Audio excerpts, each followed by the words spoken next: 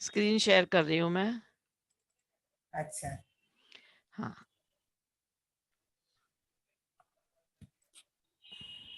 सबको स्क्रीन दिखाई दे रही है ना?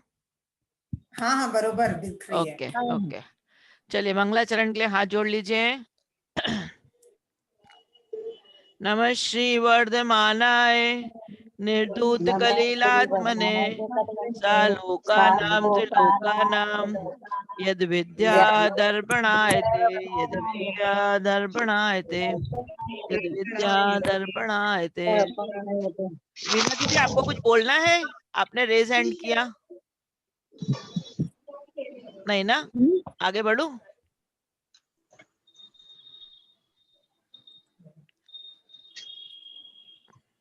सुना दे। हाँ, एक मिनट, अभी पहले स्टार्ट करते हैं, है ना? रिवीजन कल का जो हमने किया था। देशावकाशिकं वा सामायिकं प्रोसोधोपवासो वा वैयावृत्तं शिक्षा व्रतानि चत्वारि शिष्टानि। कल हमने एक ही श्लोक किया था शायद, और बाकी का पूरा रिवीजन किया था। देशावकाश, अब शिक्षा व्रत के बारे में आचार्य श्री ने हमें बताया है कि शिक्षा व्रत किसे कहते हैं और शिक्षा व्रत के भेद कितने होते हैं। ठीक है, तो शिक्षा व्रत किसे कहते हैं? जिससे हमें आगे मुनिव्रत आदि धारण करने की शिक्षा मिलती है। पंचम गुणस्थान से हम छठे गुणस्थान की ओर कैसे प्रस्थान करें, कैसे आगे जाएं, इसकी शिक्षा मिलती है। इसलिए इन व्रतों को कहते हैं शिक्षा व्रत। शिक्षा व्रत के 4 भेद कल मैंने आपको बताए थे। कौन से हमने पढ़े थे? देशावकाशिक, इसमें आचार्य श्री ने देश व्रत को क्या कहा है? देशावकाशिक व्रत कहा है। और सामायिक, दूसरा नंबर का कौन सा है? सामायिक। तीसरा कौन सा है? प्रोसोदोपवास। और चौथा है वैयाव्रत। ठीक है, और हमने बताया था देशावकाशिक मतलब देश व्रत, यानी हमने जो सीमा ली थी दिग्व्रत में, दशो दिशाओं की जो मर्यादा रखी थी, उसके अंदर हमें मर्यादा में और मर्यादा छोटी छोटी करनी है, संकुचित करते जाना है, उसे कहेंगे देश व्रत। ठीक है, जैसे हमने रखा था इंडिया के बाहर हम नहीं जाएंगे, अब हमने रख लिया चतुर्मास में हम जो राजस्थान में है, जो महाराष्ट्र में है, वो महाराष्ट्र से बाहर नहीं जाएंगे। फिर हमने रखा कि अब व्रत पर्युषण पर्व चालू होगा तो हम पर्युषण पर्व में 10 दिन अपने शहर से बाहर नहीं जाएंगे। फिर एक दिन हम मंदिर में बैठे, चतुर्दशी है तो हम दिन भर मंदिर से ही बाहर नहीं जाएंगे। तो ये देशावकाशिक व्रत मतलब अंदर अंदर अंदर अंदर आप सीमा को छोटा छोटा करते जाते, दैट इज कॉल्ड देश व्रत। अब देश व्रत में इसके आचार्य श्री ने इसमें बताया था, कल मैंने आपको पढ़ बता दिया था, जो मुनिव्रत की शिक्षा देते हैं वे शिक्षा व्रत कहलाते हैं। ठीक है, इनमें 4 भेद हैं, इसके 4 भेद हैं, देशावकाशिक, सामायिक, प्रोसोधोपवास और वैयाव्रत का। ठीक है, वैयाव्रत। इन व्रत को पालन करने वाले श्रावक 12 व्रतों के धारक हो जाते हैं।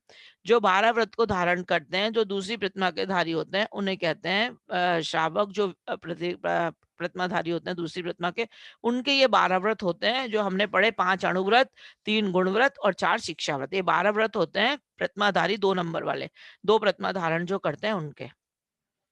ठीक है, नेक्स्ट वाला लेंगे 92। देशावकाशिकं स्यात् काल परिच्छेदनेन देशस्य प्रत्यहमणुव्रतानां प्रतिसंहारो विशालस्य। फिर से देखिए, देशावकाशिकं स्यात् काल परिच्छेदनेन देशस्य प्रत्यहमणुव्रतानां प्रतिसंहारो विशालस्य।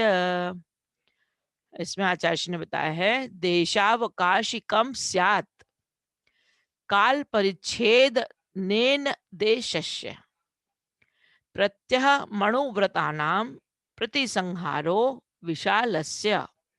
अर्थात जो हमने देशावकाशिक व्रत, जो हमने देश व्रत में नियम लिए थे, अब उसमें भी अंदर अंदर मर्यादा को छोटी छोटी करते जाना। मैंने अभी आपको बताया था, वही इसमें बताया आचार्य ने कि दिग्व्रत में जो दशो दिशाओं की लंबी चौड़ी मर्यादा की थी, उसके अंदर प्रतिदिन भी कुछ काल की अवधि पूर्वक नियम लेते रहना देशावकाशिक व्रत है। अणुव्रति धारकों का यह व्रत दशो दिशाओं की मर्यादा करने से सार्थक नाम वाला कहलाता है। इसलिए इसे देशावकाशिक व्रत कहते हैं कि दशो दिशाओं में जो हमने मर्यादा की है उसके अंदर अंदर हम काल परिच्छेद नहीं, मतलब काल को हम छोटा छोटा करते जाते हैं। मतलब काल महीने, 6 महीने, 4 महीने, 2 महीने, 1 महीने, 1 दिन, ऐसे हम छोटा छोटा उसको करते जाते हैं। ठीक है, मणुव्रताणाम मतलब अणुव्रत जो हमने लिया उसके अंदर, अणुव्रत में हमने दिग्व्रत लिया था, अणुव्रत लिया उसके बाद में दिग्व्रत लिया, उसमें हम छोटा छोटा करते जाएंगे। विशालस्य मतलब बड़ी वाली मर्यादा के अंदर छोटा छोटा करते जाना, प्रति संहारो रोज रोज छोटा छोटा करते जाना, दैट इज कॉल्ड देशावकाशिक व्रत। ठीक है, अब उसके बाद में 93 नंबर का देखिए, ग्रहारि ग्रामाणाम क्षेत्र नदी दाव योजना नाम च देशावकाशिकस्य स्मरन्ति सीमनाम तपो वृद्धा। फिर से देखिए, ग्रहारि ग्रामाणाम क्षेत्र नदी दाव योजना नाम च देशावकाशिकस्य स्मरन्ति सीमनाम तपो वृद्धा। ठीक है, ग्रहारि ग्रामाणाम क्षेत्र नदी दाव योजनानां च देशावकाशिकस्य स्मरन्ति सीमनाम तपो वृद्धः। अर्थात जो तपस्वी हैं, जो गणधर हैं, उन्होंने क्या बताया है, कैसे देशव्रत की मर्यादा लेना चाहिए।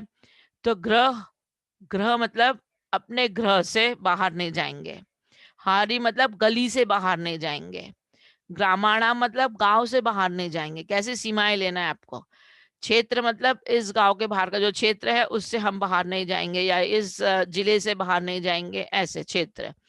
नदी, आप अगर आपके घर के आसपास कहीं नदी, आपके गांव के आसपास में कोई नदी है, शहर के आसपास कहीं नदी है, तो इस नदी के हम आगे नहीं जाएंगे, इस नदी के इस पार रहेंगे, उस पार नहीं जाएंगे, ऐसे। दाव मतलब जंगल, जंगल के इस जंगल के बाहर हम नहीं जाएंगे, इस जंगल तक के हमारे लिमिटेशन। योजना नाम च मतलब इतने किलोमीटर हम जाएंगे, 500 किलोमीटर, 25 किलोमीटर, 100 किलोमीटर, जो योजन आप, जितने योजन आप वृद्धि कर सकते हैं उतना आप ले सकते हैं। च में और भी इसको छोटा छोटा भी कर सकते हैं। देशावकाशिक, इसे देशावकाशिक व्रत कहते हैं। स्मरंती मतलब जो हमारे आचार्यों ने स्मरण में लाकर सीमा नाम, ये सीमा बताई है, तपोवृद्ध मतलब गणधर परमेष्टियों ने हमें ये सीमा बताई है कि देशावकाशिक व्रत को हमें कैसे पालन करना चाहिए। मैं इसलिए इसे जल्दी ले रही हूँ कि इसमें वही जो हम पढ़ चुके ऑलरेडी वही है, इसलिए मैं आपको इसको फटाफट बता दे रही हूँ ताकि हमारा कंप्लीट भी हो जाएगा। ठीक है, तो ये घर, ग्रह मतलब घर के अंदर, गली, हारी मतलब गली के अंदर, ग्राम मतलब ग्रामाणाम ग्राम आदि से, खेत क्षेत्र वगैरह मतलब खेत वगैरह ले सकते हो, नदी, फिर बगीचों में से, है ना, जंगल से, योजन कितने योजन का आपका करना है, कितने कोस, 2 कोस, 10 कोस, 20 कोस, ऐसे आदि की अवधि से सीमा करके संयम की इच्छा से आगे जाने आने का नियम कर लेना और यथाशक्ति इसको पालन करना, सो पहला देशावकाशिक शिक्षाव्रत है। ठीक है, तब में प्रसिद्ध गणधर देवों ने इसे संसार से पार करने वाला कहा है। ऐसा कहा है कि स्मृति सीमा नाम, अगर हम इसे धारण करते हैं या इसका पालन करते हैं तो ये हमें इस संसार समुद्र से बाहर निकालने वाला व्रत है। ठीक है, अब इसकी कैसी वो लेनी चाहिए, कितने देश का, कितने काल का, समय का कितना नियम लेना चाहिए, इसके पहले भी हमने परिग्रह परमाणु व्रत में पढ़ा था। ठीक वैसे ही इसमें भी वही बताया आचार्य ने। संवत्सर मृत्यु नयनम मास चतुर्मास पक्ष देशावकाशिकस्य राहुर्कालांबदिं प्राज्ञः, है ना।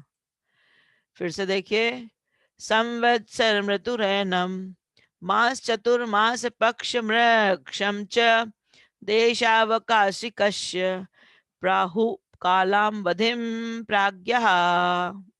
ठीक है, तो संवत्सर मृतु रैनम मास चतुर्मास पक्ष मृक्षम च देशावकाशिकस्य प्राहो कालांबधिम प्राज्ञः। अर्थात इसका कैसा नियम लेना चाहिए, हमने जो बोले हम गांव से बाहर नहीं जाएंगे, शहर से बाहर नहीं जाएंगे, तो आप उसका संवत्सर, संवत्सर मतलब 1 वर्ष, संवत्सर ही कहते हैं ना, तो 1 वर्ष, जैसे संवत्सर वाले प्रतिक्रमण तो 1 वर्ष वाला प्रतिक्रमण, तो संवत्सर का नियम ले सकते हैं। 1 वर्ष तक के मैं अपने गांव से शहर से बाहर नहीं जाऊंगा। फिर ऋतु, ऋतु मतलब ऋतु इसमें आया, ऋतु, ऋतु यानी 2 माह का एक ऋतु होता है, 1 साल में 6 ऋतु होते हैं, तो 2 माह का एक ऋतु, तो 2 माह का नियम ले सकते हैं। अरयनम मतलब, अयनम मतलब 6 माह का, ठीक है। मास मतलब 1 माह का। फिर चतुर्मास भी ले सकते हैं, 4 माह का। पक्ष यानी 15 दिन का। वृक्षम च मतलब 1 दिन का। और च यानी घंटे, आधे घंटे, 2 घंटे, 4 घंटे, 6 घंटे, दिन भर का भी ले सकते हैं, 24 घंटे का, ऐसे। देशावकाशिक, ये देशावकाशिक वर्ष, प्राहुर कालावधिम, ये हमें बताया गया है, कहा गया है कालावधि इसकी ऐसी होनी चाहिए। कालावधि किसकी? देशावकाशिक व्रत की। देश व्रत में ये कालावधि प्राज्ञा ये बताई गई है हमारे आचार्यों के द्वारा, ठीक है। तो वर्ष, संवत्सर मतलब वर्ष, 6 महीने, 4 महीने, 2 महीने, 1 महीने, फिर 1 दिन, 10 दिन, 1 दिन आदि से काल की अवधि कर लेना। जैसे अमुक घर या वन तक ही जाऊंगा, उससे बाहर नहीं जाऊंगा, ऐसा आचार्य ने इसे देशावकाशिक व्रत कहा गया है, ठीक है। ये हमने इसके पहले परिग्रह परमाणु व्रत में भी ऐसे ही पढ़ा था कि हमने जो पहले परिग्रह परमाणु व्रत की बड़ी सीमा ले ली थी, उसके बाद हमने छोटी सीमा ले ली थी। उसमें परिग्रह परमाणु व्रत के बाद हमने कौन सा लिया था? भोगो भोग परिमाण व्रत।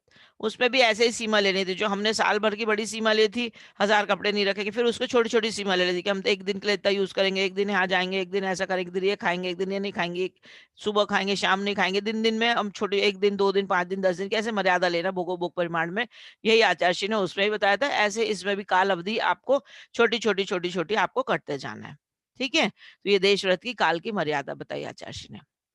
अब देशव्रती के उपचार से महाव्रत, जैसे उसमें था भोगो भोग परिमाण में हमने पहले बाहर का अणुव्रत ले लिया, फिर उसके बाद में आपने देशव्रत दिग्व्रत लिया था, फिर देशव्रत लिया। तो जैसे हमने बाहर अंदर की मर्यादा में, हम बाहर के लिए हमने जैसे इंडिया के अंदर की मर्यादा ली थी, हम भारत में रहेंगे, सॉरी उसके बाहर हम नहीं जाएंगे, तो भारत से बाहर की जो पूरे विदेशों में, जहां पूरे दुनिया में जो पाप लगता है, वो पाप से हम बच जाते हैं। तो उससे हमें, यहाँ तो अणुव्रती हैं हम, लेकिन अपनी क्षेत्र सीमा के बाहर का जो है, उसमें हम महाव्रती कहला जाते हैं ना। तो वही सेम चीज यहाँ भी आचार्य ने बताई है कि देश व्रत हम जब पालन करते हैं, तो हम जैसे अपने घर में बैठे हैं, हमने अपने घर का नियम ले लिया कि आज दिन भर हम घर में बैठे हैं, तो हमारे घर के अंदर तक तो हम अणुव्रती हैं, लेकिन घर के बाहर जो भी 5 पाप लगेंगे, वो उसके लिए हम महाव्रती हैं। कैसे? स्थूल पापों का हमारा वहां का त्याग हो जाता है, इसीलिए, ठीक है। तो अब देशव्रती कैसे उपचार से महाव्रती कहलाता है, ये श्लोक में आचार्य ने बताया। इसके पहले भी हमने पढ़ा था वो। सीमांतानां परतः स्थूलेतर पंच पाप संत्यागात् देशावकाशिकेंच महाव्रतानि प्रसाद्यन्ते। फिर से देखिए, सीमांतानां परतः स्थूलेतर पंच पाप संत्यागात् देशावकाशिकेंच महाव्रतानि प्रसाद्यन्ते, ठीक है। सीमांतानां परतः स्थूलेतर पंच पाप संत्यागात् देशावकाशिकेंच महाव्रतानि प्रसाद्यन्ते। तो कैसा कहा गया? आचार्यों ने क्या क्या कहा है महाव्रत को, कि मतलब सीमांताना मतलब जो हमने सीमा रखी है, हमने जो अपनी सीमा बनाई है, फॉर एग्जाम्पल हमने सीमा बना ली कि हम अपने घर से बाहर नहीं जाएंगे, या हम अपने गली मोहल्ले से बाहर नहीं जाएंगे, तो उस सीमा के बाहर पड़ता है, उस सीमा के बाहर स्थूलेतर, स्थूल और सूक्ष्म, ठीक है। स्थूल मतलब बड़े पाप, और इतर मतलब उससे अपोजिट सूक्ष्म पाप। पंच पाप यानी वो 5 पापों से संत्यागात, इनका हमारा त्याग हो जाता है, स्थूल और सूक्ष्म रूप दोनों से। जो हमारा एरिया हमने सीमा ले लिया, उसके बाहर इन 5 पापों का स्थूल और सूक्ष्म रूप से पूरा त्याग हो जाता है। ये देशावकाशी केंच, इस देशावकाशिक व्रत में महाव्रतानी प्रसाद्यन्ते, उस जगह वो महाव्रती कहलाता है। अपने सीमा के बाहर क्या कहलाएंगे? वो महाव्रती। इसके पहले भी हमने पढ़ा था कि अगर हमने अणुव्रत ले लिया, हमने देशव्रत ले लिया, तो हमने देशव्रत ले लिया अपने सीमा के अंदर, इंडिया भारत के अंदर, उसके बाहर पूरे विश्व के लिए हम अणुव्रती हैं, महाव्रत है। सिर्फ हमारे यहाँ हमको देशव्रत का पाप लगे तो यहाँ अणुव्रती। अब उसके भी और अंदर हमने ले लिया, अपने घर के अंदर ले लिया, अपने मंदिर के अंदर ले लिया, अपने गाँव में ले लिया, अपने शहर में, अपने घर में ले, तो उसके बाहर हम पूरे स्थूल और सूक्ष्म रूप से पापों को, 5 पापों को त्याग रहेगा, तो हम अपनी सीमा के बाहर फिर महाव्रती कहलाएंगे। ठीक है, तो इसकी मर्यादा के बाहर स्थूल और सूक्ष्म ऐसे 5 पापों का त्याग हो जाता है। इसीलिए इस देशव्रती के इस सीमा के बाहर अणुव्रत भी महाव्रत रूप हो जाते हैं। यह औपचारिक कथन है, ऐसा समझो। ठीक है, प्रसाद्यंते मतलब ऐसा समझना चाहिए कि हम स्थूल रूप से सूक्ष्म और स्थूल पापों का त्याग कर देते हैं, 5 पापों का त्याग हो जाता है हमारा, इसलिए हम उस जगह के लिए महाव्रती हैं, अपनी सीमा के बाहर। ठीक है, अब देशावकाशिक व्रत के कौन से अतिचार लगते हैं, इसमें अगर हम पालन करते हैं तो उससे हमारे कौन से अतिचार लगते हैं वो बता रहे आचार्य। प्रेषण शब्दानयनम रूपाभिव्यक्ति पुद्गल क्षेपौ देशावकाशिकस्य व्यपदिश्यन्ते तयाः पंच। फिर से देखिए, प्रेषण शब्दानयनम रूपाभिव्यक्ति पुद्गल क्षेपौ देशावकाशिकस्य व्यपदिश्यन्ते तयः पंच। इसमें आचार्य कह रहे हैं, प्रेषण शब्दानयनम रूपाभिव्यक्ति पुद्गल क्षेपौ देशावकाशिकस्य व्यपदिश्यन्ते तयः पंच। अर्थात प्रेषण, आपने जो नियम लिया, फॉर एग्जाम्पल हमने नियम लिया आज दिन भर हम मंदिर के अंदर ही रहेंगे, मंदिर से बाहर नहीं जाएंगे, या हम अपने घर में रहेंगे, अपने घर से बाहर नहीं जाएंगे। अब वहां अगर हम किसी को भेजकर कुछ मंगाते हैं, प्रेषण मतलब किसी को भेजना और अपने लिए कुछ मंगाना बाहर से, हम घर में बैठे हैं, हमें याद आ गया हम तो ये चीज भूल गए, मंदिर में पूजा करने आए, हमें सामान चाहिए, सामग्री चाहिए, भाई ला देना, तू हमारे मालिक को बोल दे तू मेरे घर से ला दे, मेरे को तो जाना नहीं है, तो ये भी आपको मंगाना नहीं है। प्रेषण मतलब किसी को भेज के आपको मंगाना नहीं है, मर्यादा के बाहर। फिर शब्द, हम फोन करके नहीं बोल सकते कि आप वहां से भेज दो, आप बात नहीं कर सकते हो, शब्द से आप नहीं बोल सकते हो, चिल्ला के बोल के। ठीक है, फिर उसके बाद में रहना मतलब अपने हाँ, किसी को बताना नहीं चाहिए, किसी को इशारा करके नहीं बुलाना आपको। रूपा भी व्यक्ति अपना हाथ दिखा के कि भाई इधर आ, इधर आ, इधर सुन, मेरी बात सुन ले, मैं नहीं जा रही, तू इधर आ जा, मेरे को दे दे, ये चीज दे दे। या हमने घर का बाहर नियम लिया, अब सब्जी वाला आ रहा है तो हम घर के अंदर ही, हम तो बाहर नहीं जा रहे, तू अंदर ला के दे दे, तो आप ऐसे नहीं कर सकते, आप अंदर से बुला के, मतलब ऐसे इशारे से रूपा भी व्यक्ति अपना हाथ दिखा के, अपना रूप दिखाकर, रूप प्रदर्शन करके आप नहीं चीज करा सकते। अब रूप की अभिव्यक्ति करके आप अपनी चीजों को नहीं मंगा सकते। पुद्गलत छेपो, अब कोई नहीं सुन रहा है तो अपने पास कुछ पड़ा है, कंकड़ पत्थर कुछ भी, हमारे पास कोई कॉपी पेन वैन पड़ा, उसको फेंक के उसको मारे कि वो हमारे तरफ देख ले और हमारा काम बन जाए। तो पुद्गलत छेपो मतलब कोई भी पुद्गल की वस्तु हमारे पास कोई पड़ी है, उसको फेंक के, उसको इशारे से बता, अब तू मेरी बात सुन, इधर आ, मेरा काम सुन ले। ठीक है, पुद्गलत छेपो। तो ये देशावकाशिक कश्य व्यपदिश्यन्ते तया पंचतया, मतलब ये अतिचार है 5 किसके, देशावकाशिक व्यक्त के। ठीक है, ये बताए गए हैं व्यपदिश्यन्ते, हमारे आचार्य लोगों ने ये बताए हैं इनका। तो इस देशावकाशिक व्रत की मर्यादा के बाहर किसी मनुष्य को भेज देना, मर्यादा के बाहर काम करने वाले के प्रति वाली चुटकी आदि, हुंकार आदि से शब्द संकेत करना, मर्यादा के बाहर से कोई वस्तु मंगाना, मर्यादा के बाहर वाले को अपना शरीर आदि दिखाना, और मर्यादा के बाहर काम करने वाले को इशारा करके हेतु कंकड़ आदि फेंकना, इस प्रकार से प्रेषण, शब्द आनयन, रूपाभिव्यक्ति और पुद्गलच्छेप, ये 5 अतिचार देशावकाशिक व्रत के हैं।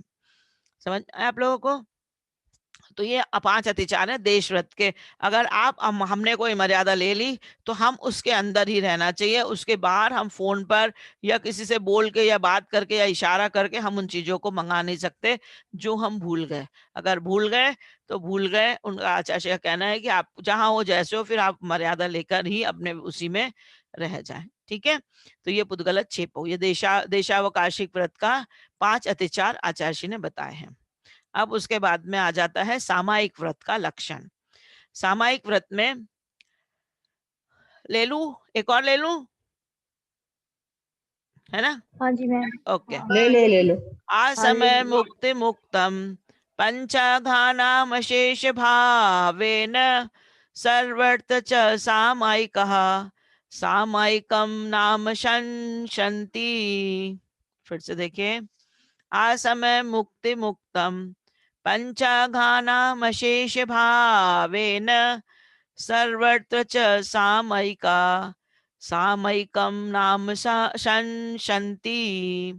ठीक है, आसमय मुक्ति मुक्तम पंचाघाना मशेष भावेन सर्वत्र च सामयिका सर्वत्र च सामयिकः सामयिकम नाम संसन्ति संसन्ति। ठीक है, तो इसमें आचार्य ने अब सामायिक व्रत के बारे में बता रहे हैं। अभी हमने क्या पढ़ लिया था, देश व्रत के बारे में हमने पढ़ लिया, देश व्रत का लक्षण पढ़ लिया, देश व्रत का स्वरूप पढ़ लिया, देश व्रत के अतिचार पढ़ लिए। ठीक है, अब उसके बाद में सामायिक व्रत, दूसरा शिक्षा व्रत आ गया अभी सामायिक। सामायिक मतलब अपने इसमें समय की काल अवधि होती है, इसलिए इसका नाम सामायिक है।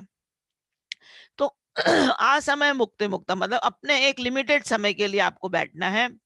और कैसे, पंचाघानम, पंचाघानम मतलब पांचों पापों का त्याग करके, अशेष भावे ना, ये आपको भावना भाना है कि पांचों पापों का आपने त्याग कर दिया है। सर्वर्थ च सामायिक कहा, और सामायिकम नाम संशंति, इसे सामायिक कहा है। आचार्य लोग ने क्या कहा है, सामायिक के लिए समय निश्चित करके, समय निश्चित कर लेना चाहिए, और समय निश्चित करके पांचों ही पापों का मन वचन काय कृत कारित अनुमोदना से, मतलब अशेष भावे न पंचाघाना मतलब पूरे पांचों पापों का मन वचन काय से, कृत कारित अनुमोदन है 9 कोटि से पांचों पापों का त्याग करके कर देने से उसी काल में श्रावक को सामायिक शिक्षा व्रत होता है, ऐसे श्री गणधर परमेश ने कहा है। ठीक है, संशंति मतलब ऐसे हमारे गणधर परमेश ने कहा है, संतों ने कहा है। तो सामायिक का ये मैंने आपको बताया था, सामायिक की विधि कब करना चाहिए, सुबह को सामायिक और शाम को। जो 2 प्रतिमाधारी होते हैं उनका 12 व्रतों में जो सामायिक है उसमें 2 बार उन्हें सामायिक करनी पड़ती। कितनी बार करनी पड़ती सामायिक 2 प्रतिमाधारी को? 2 बार। और अगर 3 प्रतिमाधारी हो जाते हैं तो वो तीसरी प्रतिमा सामायिक प्रतिमा है, तो तीसरी प्रतिमा में उनको 3 बार करना पड़ता है। ठीक है, 2 प्रतिमा में उनको 2 बार करनी पड़ती है, और तीसरी प्रतिमा में वो तीसरी प्रतिमा का नाम ही सामायिक प्रतिमा है, तो उसमें उनको 3 बार करनी पड़ती है। अब ये करनी कब पड़ती है? सुबह के समय। सुबह कब करना पड़ता है? सुबह जब दिन उगता है तब, और शाम को सूर्यास्त होता है तब। ठीक है, और दोपहर का जो काल है, जो 3 प्रतिमा धारी है उनका 12 बजे का जो दोपहर का काल होता है तब उन्हें सामायिक करना होता है। और कितनी देर के लिए करना पड़ता है आगे इसमें सब इसमें बताया है आगे के श्लोकों में। तो बस उनको वो काल अवधि है कि 48 मिनट, 2 मुहूर्त मतलब 24-24 मिनट के 2 मुहूर्त होते हैं, तो 2 घड़ी, 1 घड़ी होती है 24 मिनट की, 2 घड़ी आपको सामायिक करनी है, तो 48 मिनट के लिए आपको सामायिक करनी होती है। अब ये सुबह ही क्यों करना चाहिए और शाम को क्यों करना चाहिए, मतलब सुबह सूर्यास्त के समय करना, शाम को सूर्यास्त के समय और सुबह सूर्य उगता तब क्यों करना चाहिए? तो ऐसा मैंने प्रवचन में सुना था कि जब सूर्य उदय होता है, तो हमारे यहाँ जब सूर्य उदय होता है तब विदेश क्षेत्र में सूर्यास्त होता है, और जब हमारे यहाँ सूर्यास्त होता है जब विदेश क्षेत्र में सूर्योदय होता है। तो उस समय श्रीमंदर आदि जो भगवान वहां जो समोह शरण में विराजमान है उनकी दिव्य धुनी खिड़ती है, और उनकी जो दिव्य धुनी खिड़ती है तो वो सारे लोक में उनके परमाणु फैलते हैं, और हम सबको पवित्रता का अनुभव होता है उस समय। तो कहा ही गया है कि जब सामायिक करना चाहिए तो जब पवित्र वातावरण हो उस समय आप सामायिक करोगे तो आपका मन ज्यादा लगेगा। तो ये जो मॉर्निंग का और शाम का जो काल होता है ये इसका होता है, और 3 बार दिव्य धुनी खिड़ती है, सुबह दोपहर शाम। तो इसलिए दोपहर का भी जो समय होता है 12 बजे वाला, वो भी बीच का समय होता है जब दिव्य धुनी खिड़ती है। तो इन तीनों कालों में इसलिए सामायिक का काल कहा गया है, क्योंकि श्रीमंदर आदि स्वामी की विदेश क्षेत्र में दिव्य धुनी खिड़ती है। वो समय पूरे वातावरण में वो परमाणु बिखरे हुए होते हैं और हमें स्पर्श करते हैं, इसलिए हमारा भी मन लगता है और हमें अच्छा महसूस होता है, पवित्रता महसूस होती है। और ये सामायिक का काल अगर छोड़ के आप सामायिक करोगे तो वो मन नहीं लगता है सामायिक का काल निकल जाने के बाद, ऐसा कहते हैं। तो हमें अभ्यास रूप करना चाहिए। भले हमने प्रतिमा नहीं ली है, 2 प्रतिमा नहीं ली, 3 प्रतिमा नहीं ली है, लेकिन आप अभ्यास रूप से इन नियम को पालन कर सकते हैं। देश व्रत को पालन कर सकते हैं। देश व्रत को भी हम, ऐसा जरूरी नहीं कि हमारा वो देश व्रत कहलाएगा। अगर हमने नियम ले लिया तो वो हमारा देश व्रत नहीं कहलाएगा। जब तक हम प्रतिमा नहीं लेंगे तब तक हमारा देश व्रत नहीं कहलाएगा, लेकिन नियम आपका होगा और आप नियम ले सकते हैं। पुण्य का आश्रम हमारा चलता रहेगा अगर हम ये व्रतों को धारण करते हैं, सामायिक आदि करते हैं, क्रिया जो भी हमें आचार्य ने बताई, अगर वो फॉलो करते हैं तो हमें पुण्यबंध निश्चित होगा, हमारे कर्मों की निर्जरा भी होगी। लेकिन प्रतिमाधारी हम नहीं है जब तक कि ये व्रत हमारे नहीं कहलाएंगे। मतलब देश व्रत का नाम उसे नहीं कहलाएगा, आप व्रती तो कहलाएंगे। व्रत आप व्रत फॉलो कर सकते हैं। ऐसा जरूरी नहीं कि सिर्फ प्रतिमाधारी इसे फॉलो करें, हम भी इसे धारण कर सकते हैं, हम भी इसे फॉलो कर सकते हैं। बस हम प्रतिमाधारी नहीं कराएंगे और ये व्रत हमारे ऊपर उसका नाम नहीं आएगा, लेबल देशावकाशिक नहीं कहलाएगा, या लेबल हम सामायिक व्रती नहीं कहलाएंगे। आप सामायिक कर सकते हैं, प्रैक्टिस तो हम सब चीज की कर सकते हैं, अनुव्रती हम बन सकते हैं, ठीक है, लेकिन 12 व्रतधारी हम नहीं कहला पाते उस समय। सामायिक में क्या चिंतन करना? सामायिक में आप पंचपरमेष्ठी भगवान का, आप पंचपरमेष्ठी भगवान का ध्यान कर सकते हैं। जो बीजाक्षर है आप उनका अवलंबन लेके जाप कर सकते हैं। आप 12 भावनाओं का चिंतन कर सकते हैं, आलोचना पाठ आदि पढ़ सकते हैं, है ना। आप अपनी आत्मा का चिंतन कर सकते हैं, हमारी आत्मा कैसी अविनश्वर है, अविनाशी है, अविनश्वर है, कैसी हमारी आत्मा का चिंतन कर सकते हैं। ये सारी चिंतन हम अपने 12 भावना में कर सकते हैं। आप 12 भावना का चिंतन कर सकते हैं। सामायिक यानी जाप देना समझते हैं, बस सामायिक यानी जाप देना नहीं समझते नहीं नहीं नहीं, नहीं वो इसमें आएगा, अभी सब चीजें आएंगी इसमें। सामायिक में क्या करना चाहिए इसमें आगे है पूरा, ठीक है ना। हम इसमें सब चीजें अभी आपको बता दिए। हाँ, 12 बजे से 12:30 बजे तक खाना भी नहीं खाना चाहिए, क्योंकि उस समय दिव्य ध्वनि खिड़ने का समय रहता है। तो हाँ जी, डेली में व्रत में तो खाना ही नहीं चाहिए, डेली में भी 12 से 1 बजे तक बचना चाहिए, या 12 के पहले खाना तो खा लो। आचार्य लोग का भी ऐसा ही होता है ना। 12:30 बजे के बाद। अगर उनका सामायिक का समय निकल जाता है तो फिर वो आहार के लिए बाद में ही निकलते हैं, सामायिक के बाद ही निकलते हैं, फिर वो उस समय नहीं कोशिश निकलते। अपन को भी करना हाँ, चाहिए, अपन को भी करनी रेस्ट में हम चाहिए। लोगों को भी कोशिश हाँ, करनी अपने को भी करनी चाहिए, जितना 12 अपने से से होता 12:30 उतना बजे। अपन ने फॉलो कर सकते हैं इसमें। अभी ये इसमें आज जो हमने पढ़े उसमें किसी को कोई प्रॉब्लम है, कोई क्वेश्चन किसी को पूछ रहे हैं तो आप पूछ सकते हैं। अच्छा, ये जो बताया कि ये विदेश क्षेत्र में उस समय दिन होता है जब यहाँ रात, तो यूरोप कंट्री में भी तो जब यहाँ रात है तो वहाँ दिन हो गया है, तो वो क्या है? नहीं, ये तो सब हमारे भरत क्षेत्र में ही आते हैं। यूरोप वगैरह सारा विश्व आज का जो दिखता है वो हमारे भरत क्षेत्र का ही पार्ट है। जो हमने तीसरा अध्याय अपन ने तत्वार्थ सूत्र में पढ़े थे ना, उस समय हमने देखा था, जब हमने पढ़ा था तो हमने भी जब पढ़ा था महाराज जी वगैरह से, तब उन्होंने यही बताया कि अभी जो भरत क्षेत्र आपको दिखा रहे हैं तो वो सारा हमारा भरत क्षेत्र का ही एरिया है, चाहे वो अमेरिका हो, चाहे लंदन हो, चाहे सब कुछ हो। क्यों? क्योंकि वो मलेच्छ खंड और आर्य खंड है ना, तो हमारा भरत क्षेत्र जैसे आर्य खंड है, बाकी वो जहाँ धर्म वगैरह नहीं है वो मलेच्छ खंड में आ जाता है, लेकिन वो है हमारे भरत क्षेत्र के ही 6 खंड है, उसमें ही आएंगे सब। विश्व का पूरा हिस्सा उसी में आएगा, अभी जितना भी विश्व है। कहाँ पर है? हाँ, अच्छा दी, इसको आज सोने के बाद तीसरा अध्याय पढ़ाओगे? हाँ पढ़ा देंगे पढ़ा दूंगी। तीसरा अध्याय तत्वार्थ सूत्र का। हाँ हाँ ठीक है, करा दूंगी। जरूर से। हाँ जरूर से, इन लोग का भी हाँ, रिवीजन हो जाएगा। हाँ, हाँ, भी गोल मालूम होना चाहिए ना विश्व का कहाँ पर क्या है। क्या कहाँ पर है सीमा भाभी? ये मतलब विदेश क्षेत्र कहाँ पर है, ये कहाँ पर है, उसका भूगोल तो मालूम हो इस दुनिया का कि क्या कहाँ। आपने तीसरा वाला अध्याय हमने तत्वार्थ सूत्र पढ़ाया, आपने अटेंड नहीं करा। मैंने इन लोग को बताया था, अब मैं फिर से इन लोग को आपको बता दूंगी एक आध दिन। इसमें हम चतुर्दशी को विदेश क्षेत्र वगैरह का पूरा जम्बूद्वीप का नक्शा मैं आपको समझा दूंगी, तो आपका रिवीजन भी हो जाएगा सबका और आपकी यात्रा हो जाएगी विदेश ध्यान हो जाएगा पूरी। मैम, मोहिनी का चाय का चार्ट नहीं भेजा आपने? किस चीज का? मोहिनी का चाय का। अच्छा, अब वो मैं आपको ना इसकी पीडीएफ भेज दूंगी, इसका तत्वार्थ सूत्र का, उसमें सारा है 8वें अध्याय में।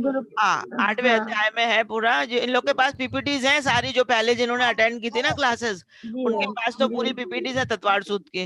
अब जो न्यू स्टूडेंट्स हैं उनके पास नहीं है, उनमें 8वें अध्याय में आपको मिलेगा। मैं देखूंगी, मेरा भी एक्चुअली सारा कॉलेज का इतना काम चल रहा है ना, सारा दिन मेरा दिन में 3-3 4-4 लेक्चर हो जाता है, बहुत हो जाता है, टाइम नहीं मिल पाता, देख नहीं पाते। है ना? ग्रुप पे सेंड कर दीजिएगा हाँ मैम। जी, हाँ जी, मैं कर उतना दूंगी। ही करो बेटा, थको नहीं, उतना ही करो जिसमें थको नहीं। हाँ। कोई नहीं आंटी, अपनी धार्मिक क्लास लेके तो मुझे एनर्जी मिल जाती है, मुझे अच्छा लगता है। धर्म की क्लास से तो आप लोग के आशीर्वाद से सब अच्छे से हो जाता है, इसके लिए तो वेट करते हैं दिन भर अच्छे से, है हम ना? लोग को इंतजार रहता है। मुझे भी इंतजार रहता है आप सबसे मिलने का, आप सबको बताने का। किसी ने याद किया है? हाँ। लोग कोई सुनाना चाहता है? सुनाओ। हाँ वंदना बोलो। पांचवा है, आप्तेनोत्सन्न दोषेण सर्वज्ञ आगमेशिना भवितव्यम नियोगेन नान्यथा नान्यथा व्याप्तता भवेत्। Very good. आगे? एक ही अक्षर से। अच्छा ठीक है, वेरी गुड, तालियां। और कोई? हमने किया, हमने किया, हाँ हमने सुनाओ किया। सरिता, हाँ सुनाओ सरिता।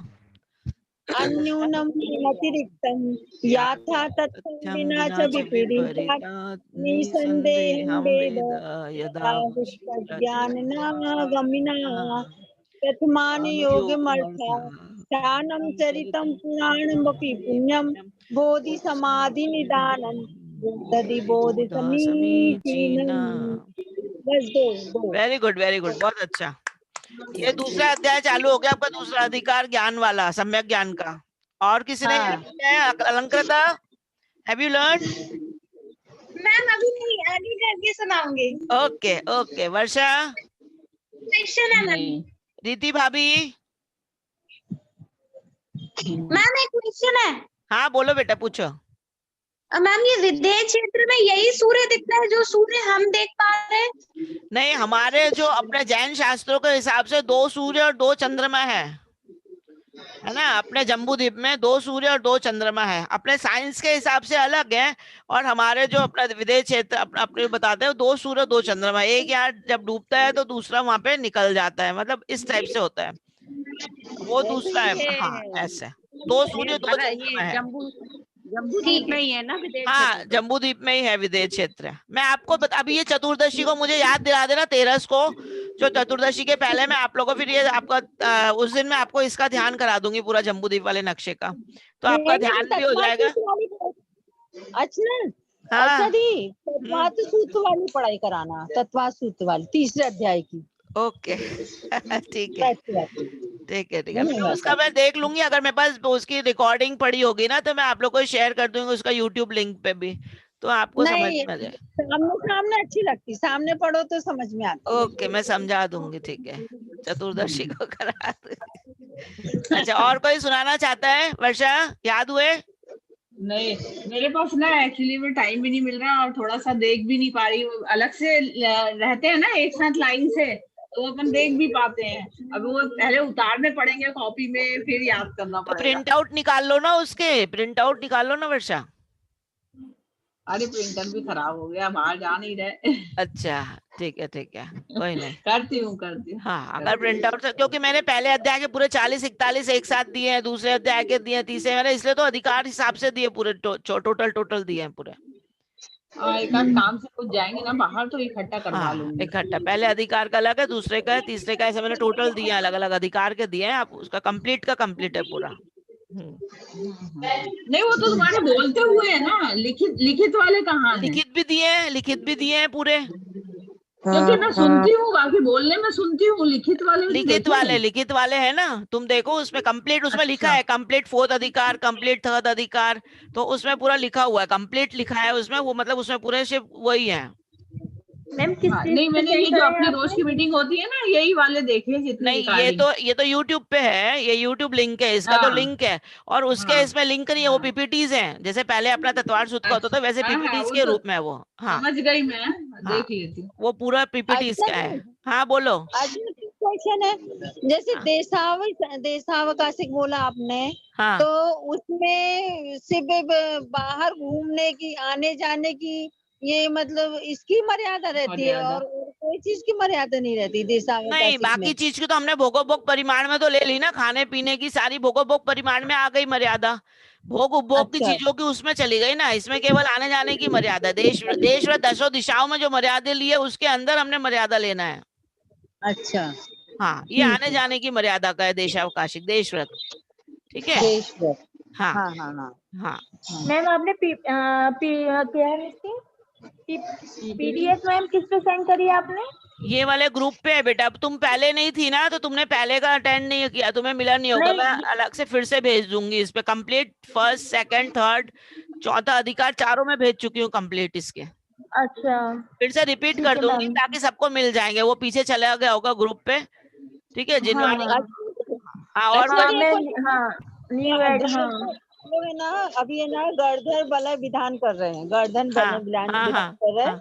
तो गणधर यानी क्या? गर्दन यानी वो भगवान बन चुके हैं ना? नहीं नहीं ऐसा नहीं है ना? नहीं, अभी नहीं बने। गंडर परमेष्ठी भगवान कहाँ बने? वो तो महाराज जी जो लोग होते हैं, आचार्यों में भी श्रेष्ठ हैं गंडर परमेष्ठी, जो दिव्य ध्वनि को झेलते हैं। भगवान की दिव्य ध्वनि गंडर ही झेलते हैं और फिर लिपिबद्ध करते हैं उसको। अब हम लोग के लिए मिलती है। नहीं, जैसे 24 तीर्थंकर के गणधर है, लेकिन उनके जो मतलब जो पूजा आ रही ना, तो हाँ। उसमें वो ही पूजा आ रही है जो भगवानों में आती, मतलब वैसी गुण आ रहे हैं। तो वो भगवान बन चुके हैं क्या? ऐसा है क्या? नहीं नहीं, भगवान कहाँ बन गए? गंडर परमेष्ठी अगर भगवान, जैसे महावीर स्वामी थे, महावीर स्वामी के गंडर कौन थे? गौतम गंडर स्वामी थे। गौतम गंडर, तो वो गौतम बन गए। गंडर स्वामी, वो जब उनको महावीर केवल ज्ञान हुआ है। हुआ तब उनको केवल ज्ञान हुआ शाम को, है ना? उसके बाद उनको मोक्ष हुआ। तो जितने गंडर परमेष्ठी है, वो गंडर परमेष्ठी नियम से मोक्ष तो गए हैं, लेकिन आप मतलब हाँ, वो नियम से मोक्ष तो चले ही जाएंगे गंडर परमेष्ठी। तो मतलब भगवान बन गए ना वो? हाँ, अब तो वो भगवान बने। अब तो भगवान बनी गए ना, गंधर वाले विधान होते हैं ना, अब तो भगवान बनी जाते गंधर परमेष्ठी, उनको मोक्ष हो गया तो गंधर। हाँ, लेकिन जिस समय वो वाणी झेलते हैं, जिस समय वाणी झिलती है उस समय नहीं रहते भगवान, उस समय तो वो मुनि महाराज जी रहते हैं। चलो 1 मिनट बचा, जिनवाणी स्तुति कर लो जल्दी से। उस समय हाँ, जा वाणी के ज्ञान से सूझे लोका लोक, सो वाणी मस्तक नमो सदा देत हो डोक। ये जिनवाणी भारती तो जपो दिन रैन, जो तेरी शरणा गए सो पावे सुख चैन। देव बजो अरिहंत को, गुरु से हो निर्ग्रहण, दया धर्म पाले सदा, यही मोक्ष का पंथ, यही मोक्ष का पंथ, यही मोक्ष का पंथ। वाणी माता की जय। सबको जय जिने 9 बार नमोकार मंत्र।